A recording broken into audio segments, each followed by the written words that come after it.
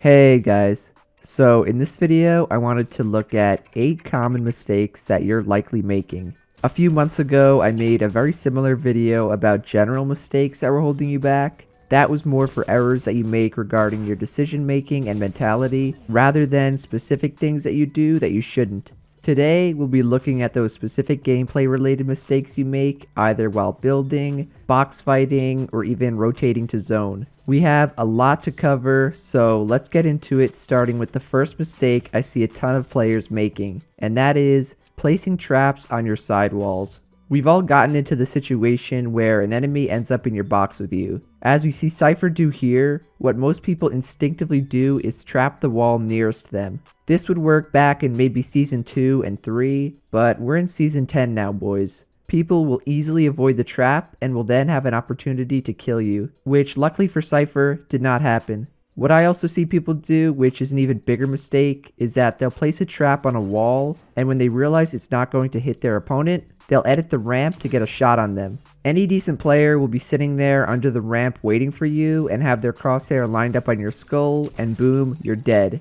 The right way to play the situation is to trap either the roof or the floor. In terms of effectiveness, the roof trap should be your top option because if you're ramping over an opponent, you have access to the roof. And after you edit the ramp to set off the trap, there's absolutely no way to avoid it while inside the box. To trigger a roof trap, you can flip the ramp the other way, which will keep you protected. You can quickly edit and re-edit the ramp, which I showed in a past advanced tips and tricks video. Or you can just break the ramp because nothing they can build will stop it from going off.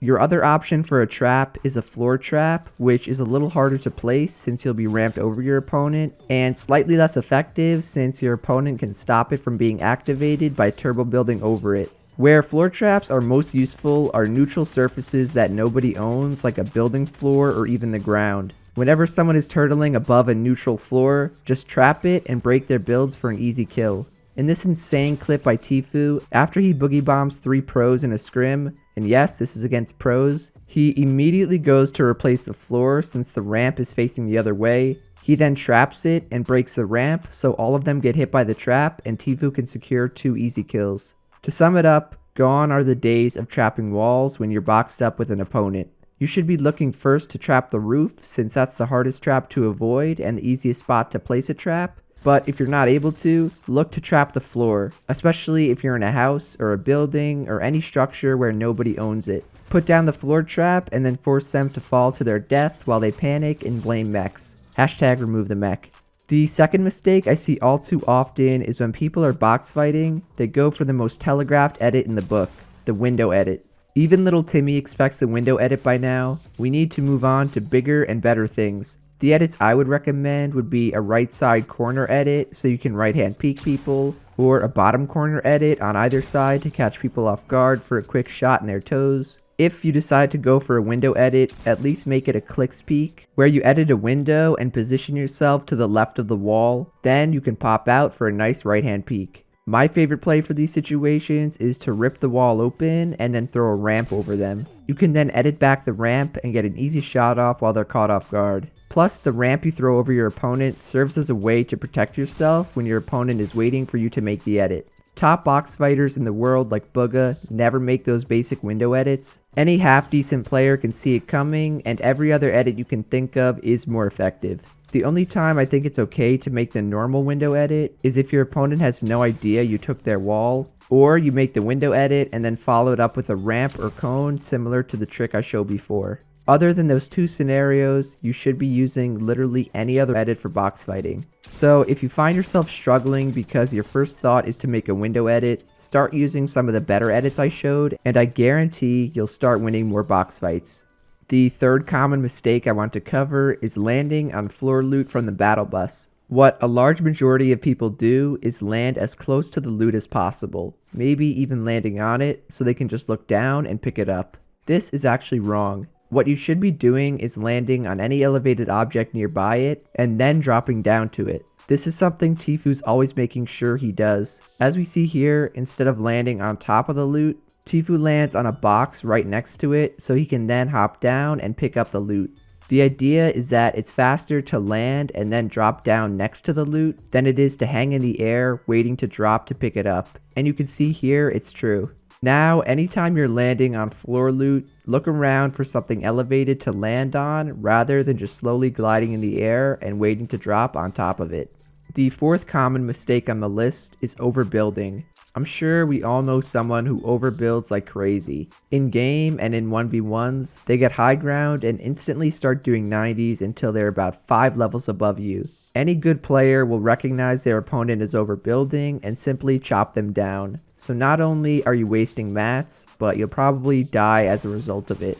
A good rule of thumb to stop overbuilding is that you should never be more than 2 levels above someone. Anytime a pro player gets high ground, they'll immediately use it to pressure their opponent. They never keep building up because they know the point of the fight is to kill their opponent, not just to build to height limit. A lot of the time, they'll even drop down from high ground to try and replace their opponent's walls and put more pressure on them turtling. If you want to overbuild like a clown, then go play creative. In actual games, you will get shot at when you overbuild. But as long as you're always 2 levels within your enemy though, you really shouldn't have to worry about being chopped down, and you'll be high enough that you can easily maintain high ground if they start trying to retake it.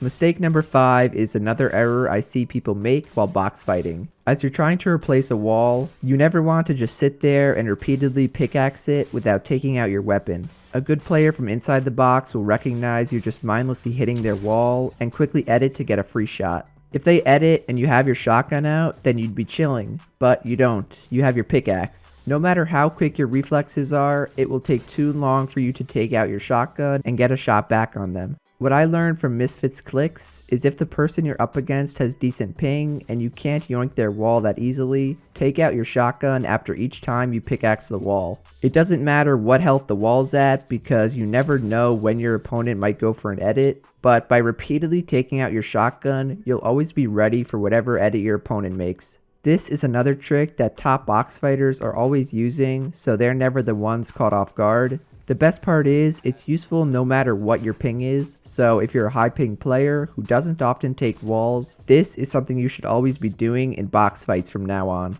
Mistake number 6 I see is players not knowing when to ADS with a shotgun. Think about how often you aim down your sight, which is what ADSing is. How many times per game do you do that with a shotgun? For most players, especially those that aren't on controller, the answer is not very often. In reality, you should be ADSing a decent amount. Obviously, in those close range fights where you're jumping right on top of someone with a shotgun, you don't want to ADS. Doing that would just slow you down and make you an easier target to hit, which is exactly what you don't want to do. However, in situations where you can get a free shot on an opponent, like after you steal their wall for example, you should 100% be ADSing. When you ADS with your shotgun, you're making the spread tighter and smaller compared to when you don't.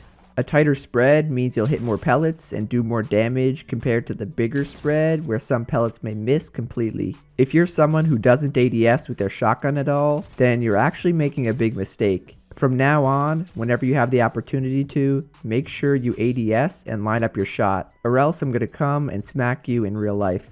Second to last mistake I see, even from pro players, is misusing shockwaves. Most players tend to just throw them down and have absolutely no idea how far they'll go or where they'll end up. Shockwaves are actually pretty simple. Sideways, you can go straight through 3 blocks worth of builds and the same distance without builds. Straight up, you can go through 4 levels worth of builds until you get stopped. Without any builds above you, you can actually go 7 levels up. Any angle in between straight up and straight sideways will propel you different distances, but you should still have a general idea of how far you'll go. If you're going to use shockwaves, you should have a set goal of where you want to land instead of just launching yourself 30 feet in the air and dying. A really good example is Bugha, Bizzle, and Dubs, who always use it to take high ground in scrims by turbo building as they get launched up in the air. Just please, don't randomly use them without thinking.